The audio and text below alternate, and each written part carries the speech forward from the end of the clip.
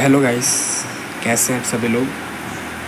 I hope you are all doing well and good और आपकी पढ़ाई अच्छी चल रही होगी। तो सबसे पहले तो I am so sorry for not being consistent. Actually मैं बहुत बिज़ी था कुछ दिनों से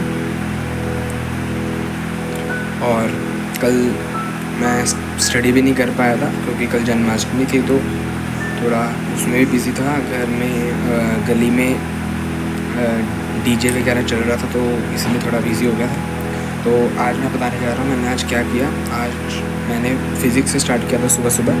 तो मैंने फ़िज़िक्स पढ़ा आज। फ़िज़िक्स में कंस्ट्रेंट मोशन हमें करवाया था टीचर ने, तो मैंने कंस्ट्रेंट मोशन किया, कंप्लीट किया। कंस्ट्रेंट मोशन के सारे नोट्स बनाए, फिर उसको दोबारा रिवाइज़ करा और कुछ और भी टॉपिक्स थे, न्यू टॉपिक जैसे वर्चुअल वर्क मेथड वगैरह, और भी हमें बताया गया था कुछ मेथड्स। लाइक कुछ क्वेश्चंस होते हैं जैसे फार्मूला बेस्ड क्वेश्चंस, जैसे सब फार्मूला बेस्ड करवाते हैं, लेकिन जो इजी मतलब जो ज़्यादा टफ लेवल के क्वेश्चंस आते हैं तो उसमें इजी मेथड लगाना ज़्यादा प्रेफरेबल कहा जाता है। तो इसीलिए तो हमें इजी मेथड भी सिखाया गया था। तो हर क्वेश्चन को 3-4 मेथड से अगर हम करते हैं तो ज़्यादा बढ़िया रहता है, ठीक है। तो मैंने फ़िज़िक्स से स्टार्ट किया था आज, तो मैं फ़िज़िक्स कर रहा था। फ़िज़िक्स के बाद मैंने अपना ये मैथ्स पढ़ा था। मैथ्स मैंने क्वाड्रेटिक इक्वेशन, जैसे हमारा क्वाड्रेटिक इक्वेशन चैप्टर खत्म हो चुका है, तो मैंने क्वाड्रेटिक इक्वेशन की मॉडल की और कुछ क्लास नोट्स के क्वेश्चंस रिवाइज़ किए, ज़्यादा नहीं तो 5-6 क्वेश्चन मैंने नोट्स से रिवाइज़ करे और मॉड्यूल से मैंने 10-15 क्वेश्चंस करे। और अब मेरा टारगेट है कि मैं केमिस्ट्री कंप्लीट करूं। तो केमिस्ट्री में सबसे पहले मेरे को जो मेरे पेंडिंग नोट्स रह गए, मेरे को नोट्स कंप्लीट करने हैं केमिकल बॉन्डिंग के, और जो पिछला मेरा रिवाइज़ जहाँ पे मैंने छोड़ा था रिवाइज़ करने से, उसको मैंने कंटिन्यू करना है, मतलब उसके बाद वाला रिवाइज़ करना है आगे।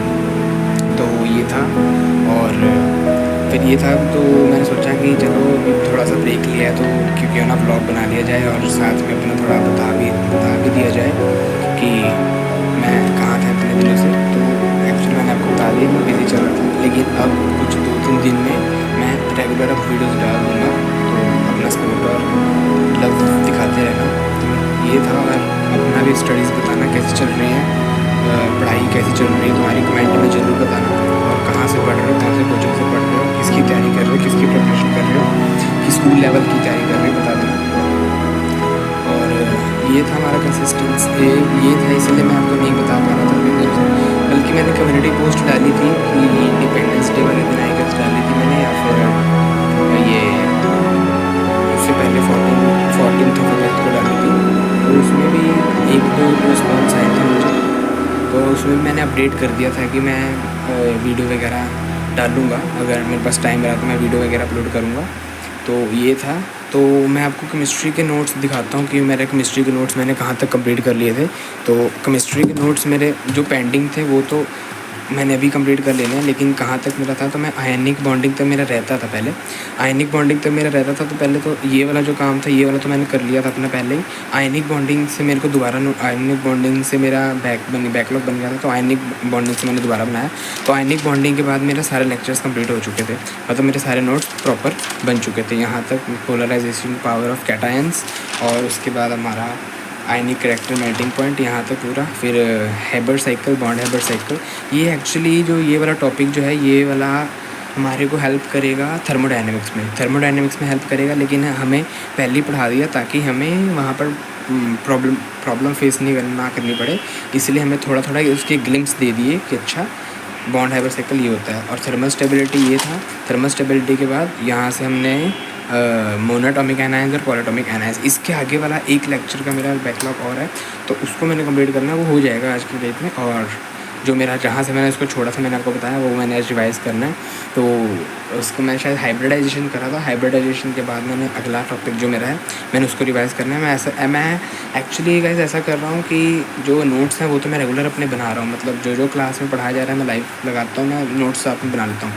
लेकिन मैं पिछला भी रिवाइज़ करता रहता हूँ। जैसे हम अभी आयनिक बॉन्डिंग पर हैं, जैसे अगर आप थोड़ा एक हिंट दूँ तो जैसे कि ये फ़ज़ान रूल है, मान लीजिए ये फ़ज़ान रूल है, ठीक है। तो ये फ़ज़ान रूल है, तो मैं क्या करूँगा, मैं अभी करंट टॉपिक जो चल रहा है मैं उसको रिवाइज़ नहीं करता हूँ, मैं पहले पिछला रिवाइज़ कर लेता हूँ।